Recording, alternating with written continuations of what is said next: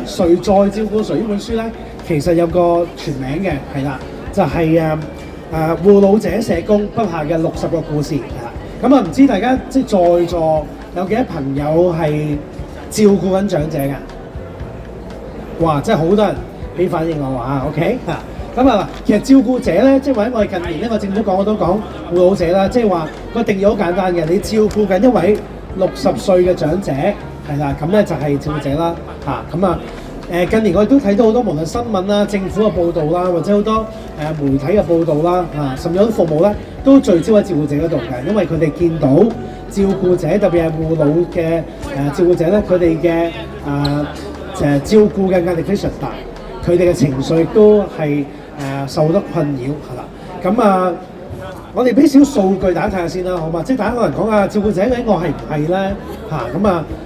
有幾個定義嘅。第一，如果你有照顧一位長者，或者屋企可能有長者，然後有需要可能同佢哋去下陪下診啊，可能去hello同下佢哋一齊去食下飯啊，照顧下佢起居飲食啊，或者佢生病嘅時候你需要照顧佢甚至你同佢去下啲佢哋嘅生活上所需嘅嘢，咁我覺得呢個都係一個比較廣泛嘅照顧者或者叫護老者嘅定義。咁既然呢個護老者嘅定義咁廣泛咧，我哋俾少數據大家了解下啦如果我哋粗略啲估計，60歲以上係長者嘅話咧，其實我哋大概而家人口咧就大概240幾萬係啦。咁即係話咧，我哋香港每3個咧就已經有1個係長者啦。OK。我哋如果再深入啲講啦，即係如果我哋講話60歲而家都好後生嘛，係咪？即係而家啲無論個時代或者嗰個社會上咧，60歲嘅長者都健康，哇後生，你又唔好覺得佢似長者。咁我哋再推遲少少，65歲啦，咁咧大概咧就都有270幾萬，咁即係大概咧就係207萬，即係大概每4個人有1個係長者嘅啦。既然原來香港有咁多長者喺度嘅時候，咁即係話有機會成為照顧者嘅人咧就會多咗好多啦。其實坦白講，香港咧對於照顧者或者護老者嘅定義咧都唔係好掌握得好清楚，因為咧其實好多唔同嘅大學啦，好多唔同嘅政府部門咧都做緊啲照顧者嘅研究或者啲嘅數據嘅掌握。但係咁大家都了解到就係其實啲數據需時啦，亦都了解個趨勢嘅分析咧都需要唔同人嘅支援。咁所以咧大學又幫手，政府又幫手。但係喺呢個叫做照顧者嘅定義底下咧，有啲比較粗略啲估計，我哋講護老者啫，大概咧係270幾萬度，即係話咧每2個成年人有1個就係照顧緊佢哋屋企人咁我哋今日呢本書咧叫誰照顧誰咧，係聚焦緊一個叫做informal 嘅 caregiver， 即係話佢唔係收錢嘅即係當然我哋知道可能喺外傭或者係好多社區上面嘅專業嘅護老人員咧，佢哋當然係做緊護老工作，但係我諗呢本書嘅對象咧係俾緊啲非受薪嘅護老者係啦。咁睇完呢個數據之後，你話咦都即係總之好多長者啦，好多人做護老者啦，每2個有1個啦。咁壓力喺邊度咧？嗱，講起護老者咧，通常係離不開咧，就係我哋面對照顧長者有啲挑戰嘅。如果佢身體健康或者佢身心都健康，當然 OK 啦，係咪？但係我哋發現咧，其實我哋即係過去10幾年嘅趨勢就係關於長者嘅認知障礙症咧，佢哋嘅出現嘅比率係非常之龐大，係啦。初步估計通常你話咁即係有幾嚴重咁我哋講咧，照顧者面對一個認知障礙症嘅長者，如果佢係60歲嘅話咧，大概10個有1個係患有認知障礙嘅。如果佢70歲咧，就每8個有1個，係啦。80歲咧，可能每3個有1個，係啦。90歲咧，可能佢哋就算冇認知障礙症，但係佢嘅認知功能或者個生活上嘅需要咧，都係相對上需要照顧者支援多啲。咁所以咧，你係見到點解話年紀越大，我哋面對嘅照顧壓力或者你照顧嘅時間長咧，會更加多。特別如果佢係面對緊一啲認知障礙、中風或者係得長期病嘅話咧，個挑戰力更加大嘅，係啦。再加上咧，如果你話面對認知障礙症嘅朋友咁，即係話我哋可能喺屋企咧未必咁容易照顧得到佢，因為如果你知道認知障礙症嘅長者佢哋有唔同嘅階段啦，佢哋會出現到唔同嘅心理同埋行為嘅變化。特別咧，佢哋可能喺嗰個照顧上面咧，你都唔係咁能夠容易喺屋企可以支援到佢，你可能需要排老人院啦，係咪？可能排院舍啦，甚至可能揾個社工幫手啦，係咪？最近呢個數據2025年嘅數據咧，知唔知有幾多人排緊老人院啊？政府津助嗰啲嚇，咁呢個數據咧大概17000人係啦，即係接近2萬人到啦嚇。排嘅即係平均數據咧，大概都要19個月嘅時間。當然視乎你揀邊間院舍近唔近你屋企啊，佢嘅院舍嘅設備係咪回應到嗰個長者嘅需要咧，而有所加減。當然排隊嘅時間咧，你話咦個半即係年半啫，都唔係好耐係咪？不過另一個令我哋更加痛心嘅數字咧，就係喺即係呢一個輪候嘅時間咧，單喺2025年咧，其實有大概3000人咧係等到佢走咗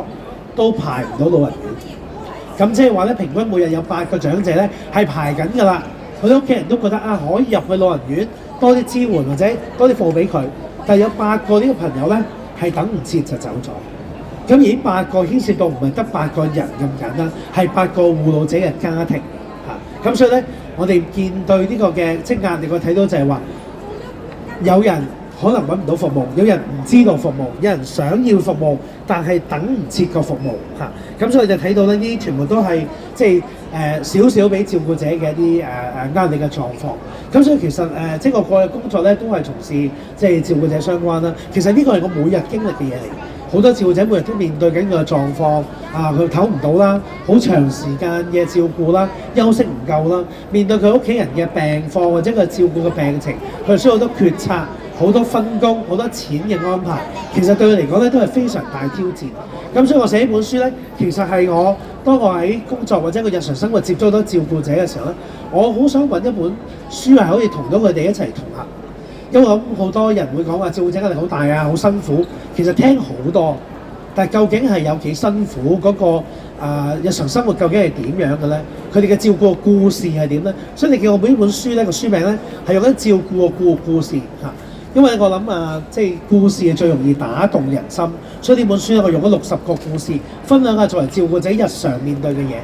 如果大家係已經成為照顧者嘅，無論係咩階段，我希望呢本書嘅文字咧都可以俾你多少少嘅支持。如果你唔係照顧者嘅話咧，亦都希望呢本書係能夠俾到一個準備。因為正如頭先我嘅數據講啦，香港每2個成人有1個係會機會成為照顧者或者做緊照顧者。不論佢哋做緊護老者又好啦，照顧緊家人啦或者小朋友，其實護老者或者叫照顧者嘅呢一個角色咧，都係走唔甩嘅。所以咧，有啲人朋友就問我究竟點解你會想寫呢本書咧嚇？咁其實認識我朋友都知道咧，當初或者如果睇 Sandy 呢本書就知道啦，即係睇到個趨勢咧。當初其實我嘅社工生活咧，我生涯係經歷3個階段嘅。我最初畢業嘅時候係做青少年工作嘅，即係當然我覺得話後生梗係同年青人多啲交流互動啦，係咪？我覺得服務都吸引自己嘅。咁做咗嘅時候咧，發現年紀開始大啦，係咪都可以涉入一啲關於心靈或者精神健康嘅工作？所以咧，我第2個工作咧，會喺一個即係心理輔導嘅崗位上邊。咁做耐嘅時候咧，即係接近10幾年嘅時間，無論自己身體健康狀況啦，或者係自己嘅年紀啦，身邊嘅人咧都開始老啦。咁我就話係咪都係時候去翻長者或者叫護老者嘅工作咧？咁所以咧。我呢8本書其實都係記載住我即係作為一個社工嘅心路歷程啦，亦都好希望藉住呢本書係分享到俾大家究竟一個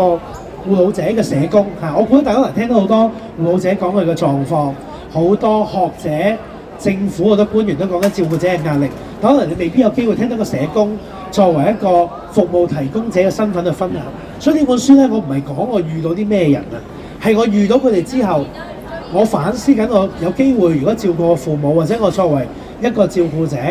我未來要準備啲乜嘢？因為我係相信咧，照顧者呢個身份係走唔甩嘅因為無論係可能係我哋嘅文化背景啦、我哋嘅教育啦，或者香港嘅即係或者我哋叫做即係華人家庭咧，其實都幾期望家人係有呢個功能去優先照顧或者支持佢哋屋企人。咁所以呢本書咧就係一個好好嘅一個準備俾到一啲未成為照顧者嘅朋友。咁你唔好以為照顧者嘅年紀一定好大喎，係咪？因為咧以往我哋都會掌握就話護老者通常佢2公婆互相照顧，年紀都比較大啲。但係我哋好多數據研究發現咧，照顧者嘅年紀有年輕化嘅趨勢，甚至其實平均你發現咧，我哋見到係最多都係40、50歲已經開始面對佢照顧嘅工作，係啦。咁所以對佢嚟講，如果能夠越早準備咧，會對照顧者嘅支援係更加好嘅。即係有啲人會問啦，頭先我都講過，我係做青少年工作或者做輔導即係發展出身啦。咁點解會對照顧者有啟示咧？咁頭先所講，因為可能係身邊屋企人年紀都大啦，甚至自己都意識到，我都即將會成為一個照顧者去照顧父母當然父母嘅身體健康狀況其實尚可嘅，但係你都會明白，有時你要需要了解佢哋嘅覆診狀況啊，佢食藥嘅情況啊，甚至佢多咗病痛嘅時候咧，就算我未必係一個全時間嘅照顧者，我都可能會成為一個替假嘅照顧者。即係當我屋企人有其他嘅照顧需要嘅時候咧，我亦都會去即係支援佢哋。咁我記得咧，即係喺面試呢個工作嘅時候咧，我老闆問我話：咦，你冇做過長者服務喎？點解你有興趣做護老者嘅咧？咁我好記得當初我諗住做長者服務有幾個原因嘅。書咧其實係寫咗出嚟，第一就係我第一個實習係做長者中心嘅服務。當時我冇諗過自己要做長者，我仲話點解要派我去呢個長者服務嘅地方啊？係嘛？即係我諗住都係做啲年青人嘅工作啦。咁但係嗰陣時我當住嗰陣時嘅同事啦，嗰個嘅老友記啦，佢俾到好多啟示我。其實老友記好有活力嘅，佢都好多精力，同埋佢哋好多創新同埋好掌握呢個社會發生嘅事。所以如果你而家去調解者中心咧，佢有好多啲 AI 嘅課程嘅班組啊，或者咧都同我哋即係佢哋都會追一啲唔同嘅韓星啊，或者睇劇咧都好新鮮。即係話而家我哋發現而家嘅長者咧已經唔係好似以前嗰代係睇粵劇啊、睇粵曲啊。當然佢哋會有嘅，但係漸漸地我哋嘅父母一輩或者我哋長輩一輩咧後生咗，但係佢當然都會面對佢哋變老嘅狀況咧，佢哋嘅生活習慣都唔同咗。當我老闆問我嘅時候，話點解Kevin 你要做長者嘅工作啊？我就咁樣講嘅。我話第一我好肯定照顧者嘅工作，即係如果有人願意照顧佢屋企、照顧佢嘅父母或者照顧家人咧，其實係好值得肯定同埋多謝嘅，因為佢希望盡佢最大嘅能力同埋所能咧去照顧佢嘅屋企人，希望俾到佢嘅照顧佢。當然咧，我認識好多照顧者或者護老者咧，其實佢哋照顧到係過晒龍啊！佢哋都唔知道自己頂咗好耐，好辛苦、好攰、好需要人幫手。咁所以呢本書咧，就讓我哋都俾佢哋知道，其實幾時先要揾人幫手啦，或者我哋係咪盡咗知定要定一啲嘅服務，咁有需要嘅時候咧，唔好等冧檔先至嚟揾幫手，係好緊要嘅。咁所以我話，既然我哋咁肯定照顧者，佢哋願意擔當呢個角色啦，咁所以我就同我老闆講，我話因為我係冇接觸過長者嘅服務，我真係唔係好深入接觸，所以我可以用一個比較新嘅角度去睇長者或者護老者呢件事。咁所以呢本書咧，我都想記錄低我投身呢個護老者工作嘅時候，我都反思嘅。當我有一日我老嘅時候點咧？我父母老嘅時候會點咧？當我要安排父母真係有機會去老人院係點嘅咧？其實曾經我做呢個工作之後咧，我同屋企人傾過啲偈嘅。可能咧佢哋都比較健康一啲，所以咧佢哋對於老嘅概念咧，除咗年紀嘅變化唔係好明顯見得到，究竟佢哋老咗會係點？但係咧，當我俾咗啲嘅情景題，我話：因為有一日你發現自己要坐輪椅嘅時候，你制唔制啊？咁樣咁啊好清楚話俾我聽，佢唔制，佢唔想坐輪椅，係啦。但係其實如果我哋喺長者中心喺護老者服務咧，基本上你見到好多長者都坐緊輪椅，即係佢哋嘅行動出入係唔係好方便，或者啲屋企人嘅支持，或者佢哋嘅肌力啊，或者佢嘅腳嘅即係嘅力量咧，都唔好夠支撐到佢步行。咁但係單原來同啲屋企人講要唔要去坐輪椅呢件事，原來都觸動到佢嘅擔心，佢覺得我係咪真係變到老咗啦？我咪一日有人照顧啦？佢哋唔想承認自己老，亦都唔想承認自己係需要被照顧，所以呢個挑戰都好大。如果我哋淨係單單同佢講話坐輪椅個咁大反應，咁我哋未來都要同佢講究竟你老咗之後你想點打算啊？想喺屋企休養啊？我哋屋企照顧你啊？定入老人院咧？通常我哋面對入老人院呢個討論都係非常大嘅衝擊嘅，亦都係唔想提嘅。所以屋企人一聽到老人院咧，就覺得你不孝，你唔想照顧我啦，係嘛？即係呢啲嘅好多片段都係我哋每日會經歷到嘅嘢。咁所以咧，我喺本書就寫到究竟我哋點樣可以同佢溝通啦，可以同屋企人去傾下有冇啲分工係可以幫到手啦咁樣。咁再加上咧，有啲人咧就話其實我認識嘅照顧者，究竟照顧者其實係點嘅咧？當我接觸佢哋嘅時候，其實我覺得佢哋好犀利。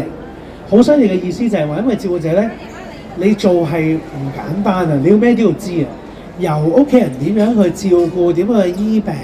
到佢可能有啲特別嘅狀況，有認知障礙症、柏金遜、中風，甚至佢食啲咩藥、幾時覆診，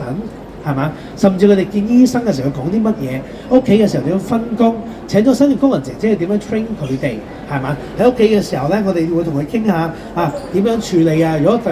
別係一啲癌症嘅照顧者去面對佢屋企人要點樣醫啦，醫唔醫啦，係咪喺屋企處理啦？甚至可能重病嘅時候，我點樣安持服務、安寧善終嘅安排啦，係咪？甚至到佢哋臨終嘅時候，我而家所講嘅平安三寶係嘛？預設醫療指示、平安紙係嘛？同埋呢個持久授權書、財務嘅佢又要知道嘅係嘛？甚至咧就係最尾佢哋用邊間嘅安老院、慰療院去安老啦，甚至係佢哋去邊間院舍，甚至佢哋如果佢哋屋企即係喺屋企離世或者個醫院離世嘅後事安排呢一抽嘢咧，其實我哋乜都要知嘅。所以我想藉住今日呢個分享咧，就話如果你好想掌握多啲照顧者咧，除咗社工之外咧，其實任何一個畢業嘅照顧者或者一個在職即係我哋叫做緊照顧者嘅朋友咧，佢哋資源都好多。其實互相傾下就聽到香港其實唔係好多，唔係冇資源，不過資源太多好分散，你要問好多人咧先知道究竟有啲咩服務啱佢有啲咩資訊係可以幫到佢咁樣。再加上咧，其實我喺寫呢本書嘅時候咧，我好感受到就係照顧者嗰種嘅孤單作戰。其實我哋好多時候咧，我哋照顧者會同我講，你都未必幫到我手，係咪？無論服務上啦，或者可能係社工嘅安排咧，都未必叫做完全係回應到佢嘅需要。但係我成日都會咁同佢講，係嘅，的確係有啲服務係有啲限制可能我哋